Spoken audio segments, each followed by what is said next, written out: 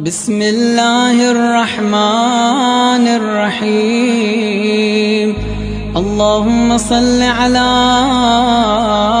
محمد وآل محمد.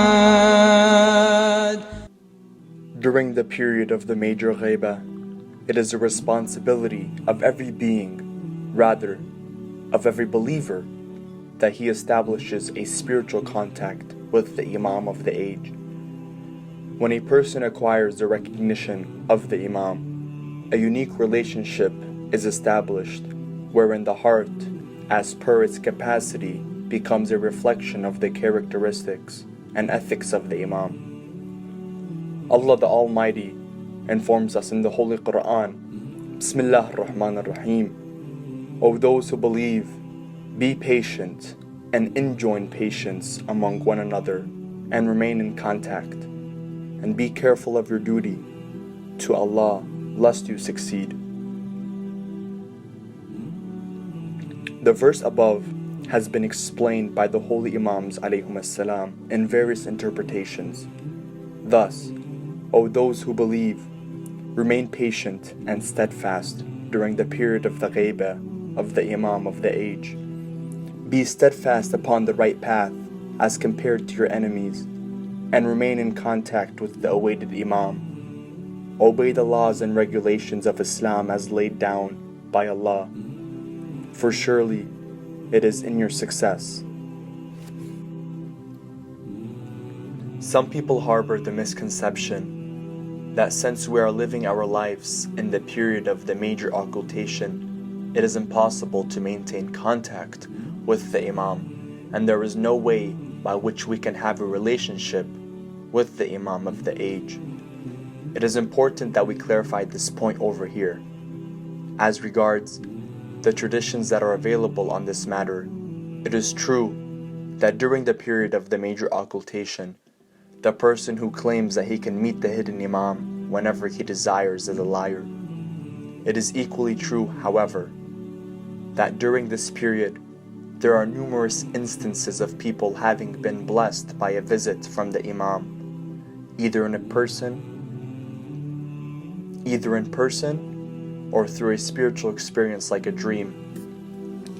A little attention to this point will clarify all doubts about the matter of contact with the hidden Imam. For surely this grace, the opportunity to meet the hidden Imam, is a direct consequence of love and belovedness of the Imam himself. Secondly, it is not necessary that contact be maintained only by regular meetings in person. A relationship need not to be established only through physical contact. Rather, a relationship through spiritual means can also be defined as a contact. In reality, it is the establishment of this spiritual relationship that confirms the distinguished status of the believer, an eminence that he always perceives himself to be in the honorable presence of the holy Imam, and conducts himself and his affairs as if he is constantly under the watchful eyes of the Imam of our time.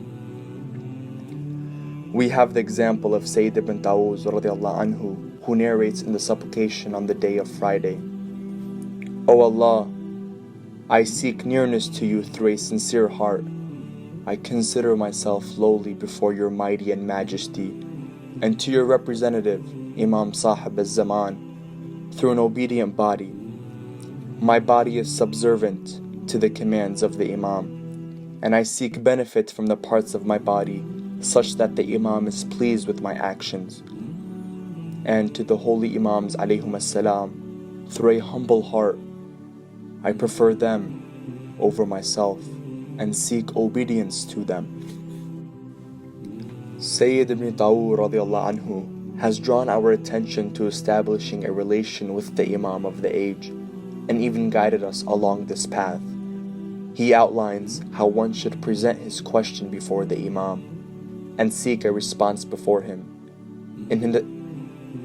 In his advice to his son, he mentions, O my son, if you are ever presented with a difficulty, the solution of which you desire to seek from Imam Mahdi Ajjala Ta'alaja Faraja Sharif. May our lives and souls be sacrificed upon him. O my son, if you are ever presented with a difficulty, the solution of which you desire to seek from Sahib al-Zaman, may our lives and souls be sacrificed upon him. Then remember the traditions reported by Muhammad ibn Yaqub al-Khulaini. One day a person came to Abu al-Hasan alayhi salam and asked him, if a person wishes to place his desires before his Imam, just as he would place it before Allah, then what should he do? Imam alayhi salam replied, if he has any desire, then he must bring it to his lips. He must express his desire. He will receive the reply for it. It is necessary to clarify the above statement of the Imam. The statement indicates in a simpler manner that if one has any needs, then he must present it through the medium of prayer and tawassul. It is true that the Imam is aware of the deepest secrets of our hearts. Nevertheless, he prefers that his followers put forth their desire verbally and express their helplessness with sincerity. The absolute contact of Sayyid ibn Dawood radiallahu anhu and his nearness to Sahib al-Zaman was such that latter, with his benevolence and special grace, had blessed him with deep knowledge and hidden insights. Sayyid ibn Dawood continued to bask in the shade of Imam's generosity till the ends of his life. Such was the perfect of his recognition that Sayyid ibn Dawood, while speaking to his son about the conditions of the reappearance of the Imam, quotes the following verse and says, Allah perceives whatever He wishes and obliterates what He wishes. If the above verse were not presented in the Holy Quran, I would have informed you easily about the day and the time of the Imam's reappearance. May our lives be sacrificed upon him. Sayyid ibn Dawood radiallahu anhu held the recitation of supplication in high regard.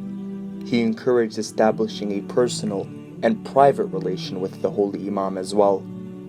For the sake of brevity, we are unable to delve much into the supplication.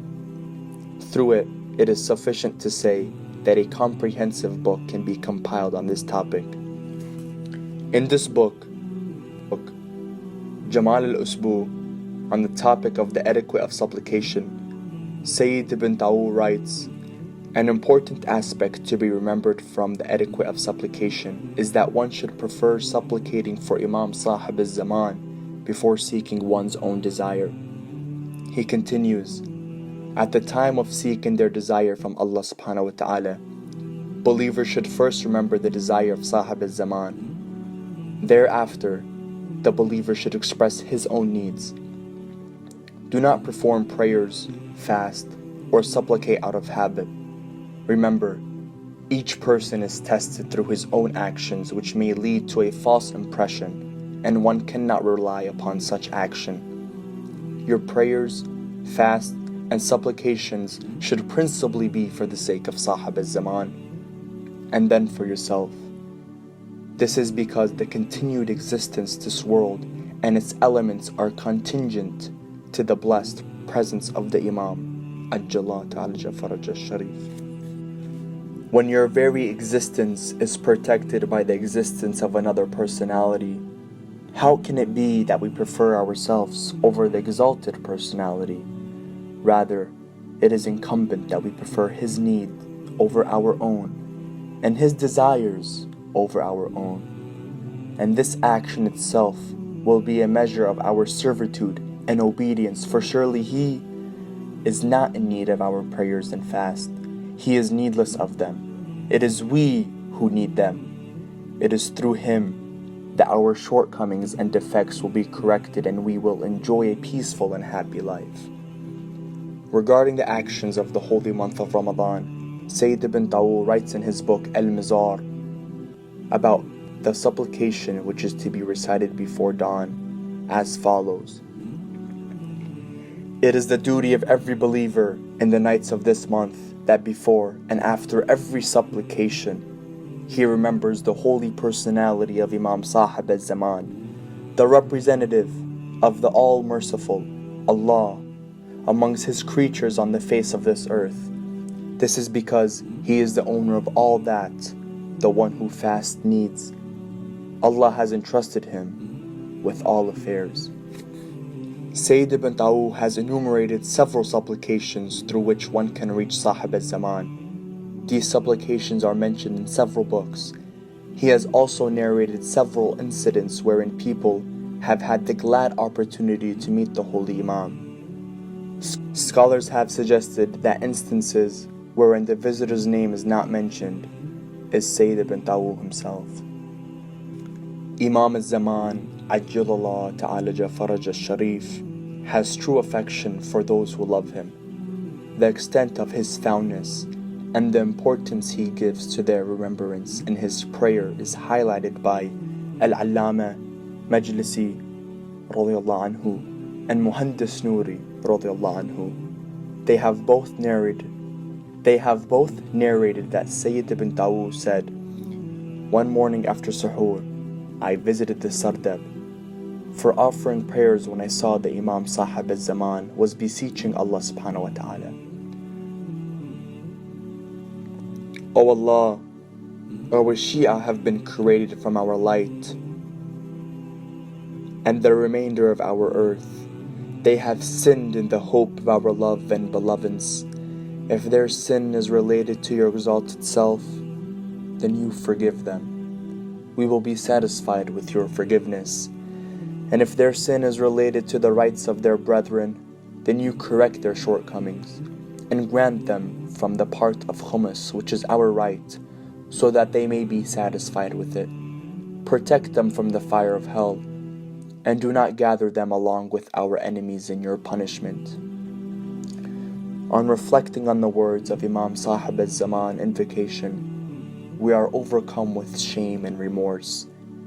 The blessed personality whose continued presence ensures the existence of this world and its sustenance, the Imam of our age, prays for sinners like us and seeks forgiveness that we may be saved from hellfire. For us sinners who are the direct recipients of His love and affection, is it right that we forget Him and remove His remembrance from our hearts and minds?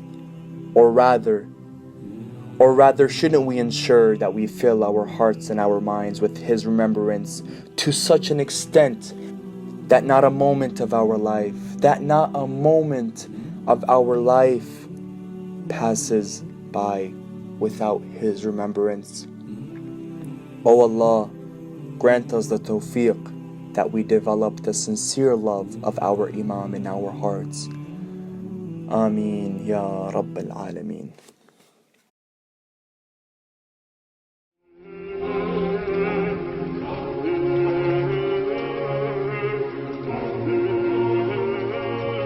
يا حسين